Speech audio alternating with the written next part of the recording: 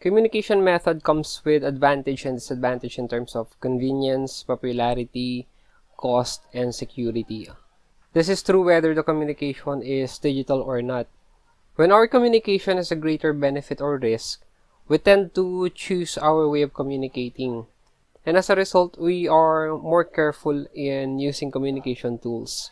In consideration with individual and organizational cybersecurity related to communication, we should make a communication plan and practice this communication plans so we can individually or collectively maintain a secure communication. The responsible individual for this matter should propose and discuss a specific plan on how you are going to communicate. In the discussion, you should be able to identify the risk in your communication and what are the applications and services that you need to use or that you will use. The discussion should also include the step that you will take when your communication were compromised. You must consider the following when creating a communication policy. Number 1, creation and exchange of alternative or backup email address. Using a number of accounts that you can abandon without significant disruption to your communication is one strategy for disguising who you are. In creating multiple disposable accounts, you can use guerrillamail.com for this matter. You can also use the Firefox Relay email address, or you can just use the creation of email alias that can be issued by your email providers. Be reminded also that there are email services that encrypts your message already upon using it, like Thunderbird and Mailvelope. And if you are using Totana or ProtonMail, this offers encryption service but does not automatically encrypt the email of those who are not using the service. It is recommended to use encryption tools because these tools scrabbles your messages so attackers can't read these emails and prevent the content of the message from being exposed. However, it is harder to hide who is sending or receiving the message, the date and time when messages are sent and received, how much information was sent, the information about the device used. These are information that can't be hid from encryption because this kind of information about your email is called metadata. This is the data of the data, which means every description of your data is not being encrypted when you are using email. The reason for this is because computers, routers, servers, and other devices between you and the recipient need to get the message to the right person. So this information is not part of the encryption, so it is harder to hide them. Napakadami ng pwedeng i-reveal na data ng metadata.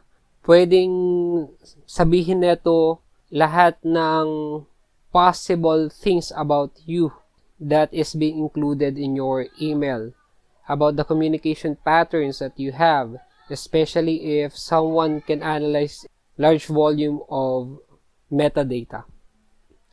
Number 2 in your consideration is sharing contact numbers including emergency numbers.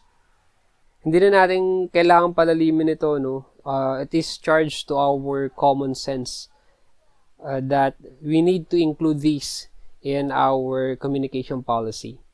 Number 3 is, of course, our communication method and data retention policy.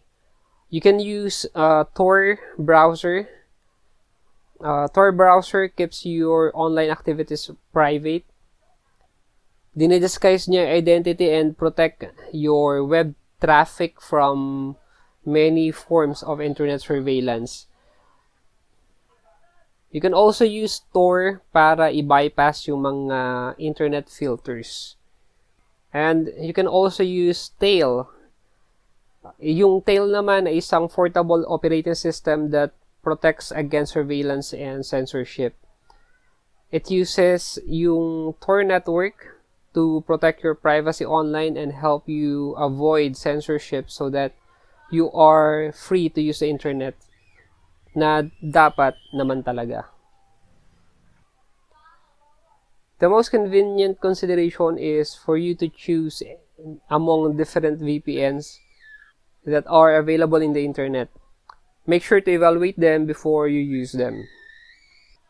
However, please take note that you must have checked the safety and legality of your tool usage of these kinds kasi there are policies within your country na possible na ma-incriminate kayo. So, the rule is, if you don't need it, don't use it. Number 4 of your consideration is to identify the data and information that should be sent or not, including syempre yung mga sensitive information. Be minded that you should avoid retaining sensitive information that you no longer needs. And number 5 consideration is handling video and audio conferences or calls. It is charged to our common sense that we should not share the invitation in public social media.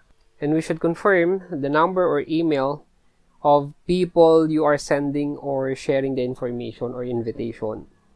Dapat rin nating i-ensure na we are administering the calls by familiarizing ourselves sa mga admin tools na ibinibigay sa atin ng mga tools na ginagamit natin.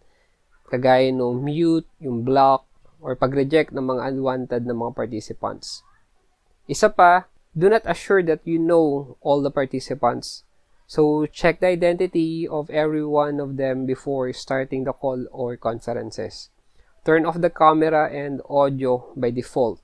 The best way to handling calls or video calls is to set a ground rules before starting ng mga meeting. This will include the following, kagaya ng yung participants ba pwedeng gumamit ng real name or nicknames, kung i-close nyo ba or i-open yung camera, naka-off ba yung inyong mga microphone, kailan po pwedeng i-turn on yung microphone, paano i-indicate ng inyong mga participants kung sila ba ay kailangan magsalita, sino yung magli-lead ng meeting, kailan kayo magti-take down ng notes, kailan kayo magre-record ng video conference ninyo, pwede bang mag-record, sino magre-record, paano i-distribute. At ang panghuli ay yung pag-a-assign sa mga tao na pwedeng mag-accept ng mga gustong mag-join dun sa meeting. Bakit kailangan natin gawin ito? Kasi if your participants are concerned with their safety, yung mga video recording, yung mga screenshot, yung mga nakukuha na background sa screenshot ay pwedeng makapag-compromise sa kanila. Hindi naman natin sinasabi na dapat natin silang paghinalaan every now and then, but hindi natin alam kung ano yung mga concerns. No? May mga individual concerns yung ating mga participants na hindi nila gustong ma-record o ma-screenshot yung kanilang mga backgrounds kasi ma-identify kung nasaan sila. Sa personal level naman natin, kagaya ng sinasabi natin, kung hindi natin kayang protektahan or you feel that you are not protected in the meeting, personal level ninyo, you can do these things. First one is to check kung ano yung visible doon sa background. Turn on nyo yung camera ninyo, tapos tignan ninyo kung ano yung kasama doon sa frame.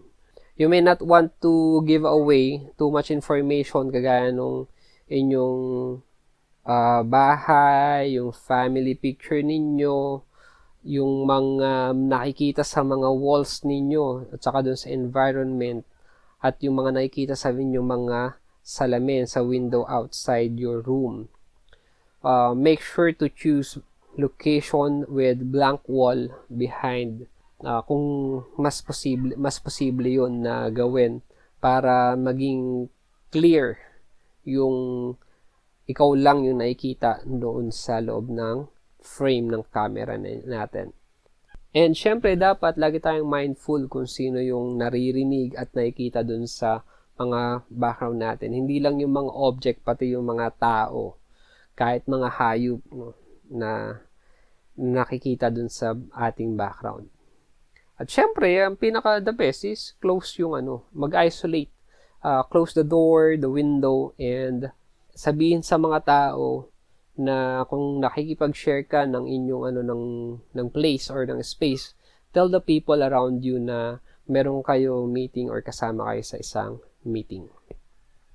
So number 6 of your consideration is the communication through chat and personal messages.